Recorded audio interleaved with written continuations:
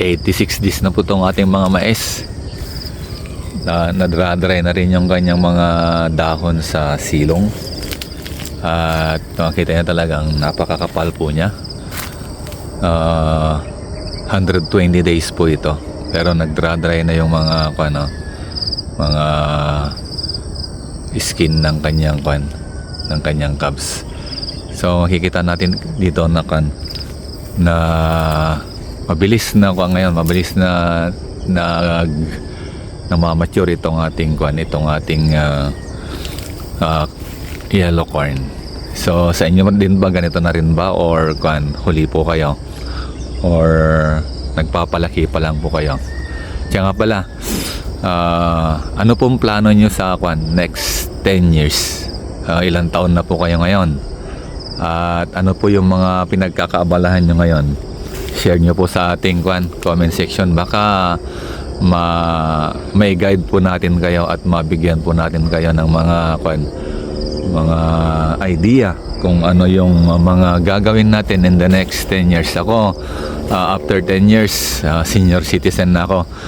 Siguro, nagbubukid pa rin ako sa mga panahon na yon, pero siyempre, mayroon tayong mga dinadagdag na pinagkakitaan. Mahirap naman kung tayo ay teacher, pero kung aasa lang tayo sa pension, kulang po yun.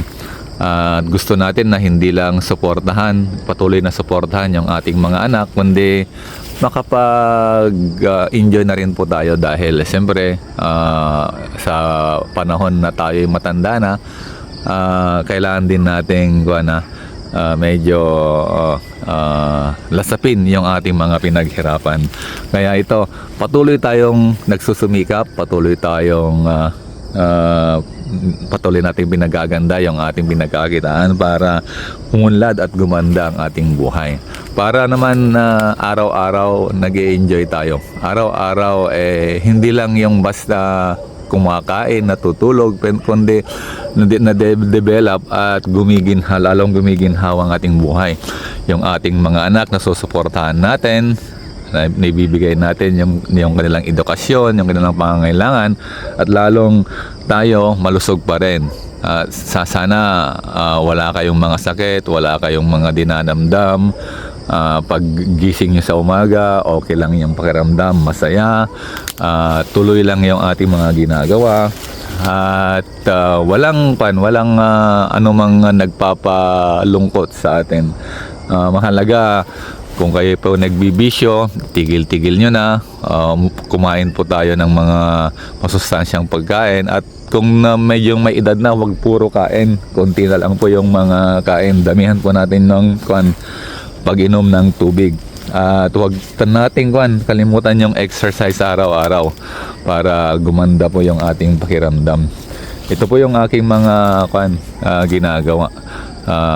Busy tayo sa school, pero mayroon tayong oras para magtanim, kasi nakakaganda ng pakiramdam kung mayroon kang mga inihintay na tanim.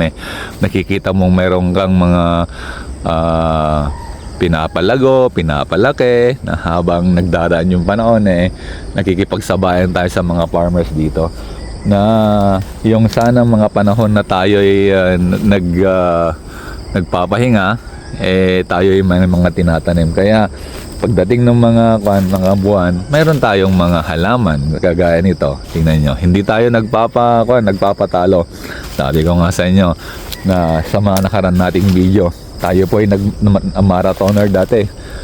Talagang hinahanap natin yung gawain, hinahanap natin yung pagkakaabalahan.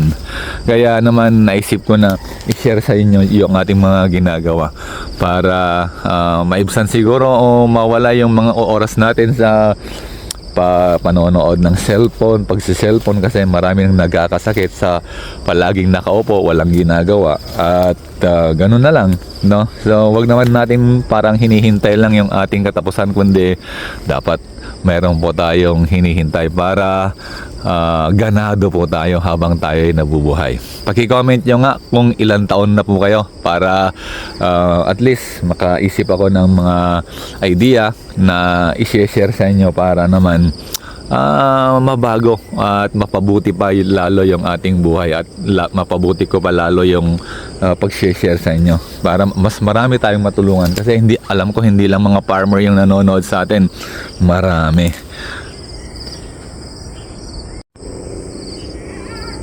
sa ating mga nanonood ang hindi naniniwala na kayang-kaya nating i-produce sa 1 hectare yung 10 tons. Nadiscover ko na marami sa ating mga nanonood ang parang sa 1 hectare 10 kilos lang yata or 1 bag yung kanilang tinatanim, kaya medyo malalayo. Okay nga, medyo malalaki yung mga bunga, kaya lang yun naman dalawang mais na ganito kumpara sa isang malaki ay talo po yung isang malaki. Kaya dito ang ating nilalagay ay 2.5 bags ng binhi. Hindi lang ako sigurado kung ilang libo na yun na tanim yung laman ng 2.5 bags ng binhi. Na ito po ay Decalb 8282 at napakakapal dahil yun nga, ang dami. Kaya ang technique natin doon na ginagawa, hindi pa tumutubo, nag-aabono na tayo para siguradong pantay-pantay po sila. Walang maiiwan o walang hindi makakakuha ng bunga. Lahat bubunga yan. At sa 7 days nagpapatubig na tayo para yung abono mag-umepekto. So maraming mga paniniwala dati na kapag nag-abono ka na hindi tinatabunan, lilipad, no? Pero napatunayan ko na 6 years na hindi yan totoo. Mayroon sigurong portion na lumilipad pero hindi lahat, kasi hindi lalaki ng ganito kalaki at ganito kaganda yung ating mais kung tama yung mga ganong paniniwala. Ako kasi hindi masyadong naniniwala sa mga ganon. Sinusubukan ko para mapatunayan yung mga sinasabi nila tungkol sa mga ideyang ganon. So, ito yung ating tanim, no? Sabi ko nga sa inyo, 5 taon na akong umaani ng 10 tons per hectare. Kaya, yun ang ating ginagawa.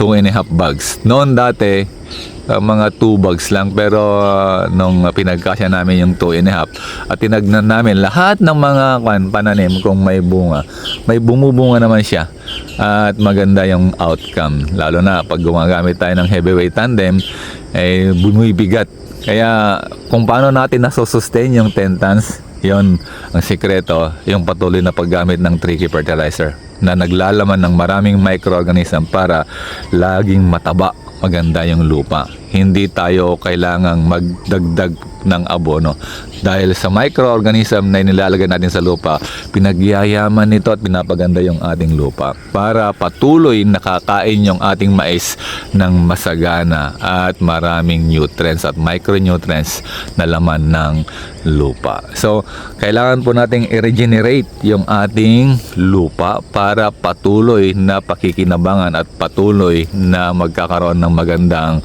production. Tumutok po kayo sa ating mga sineshare na video para mas marami kayong matutunan, mas marami kayong malaman.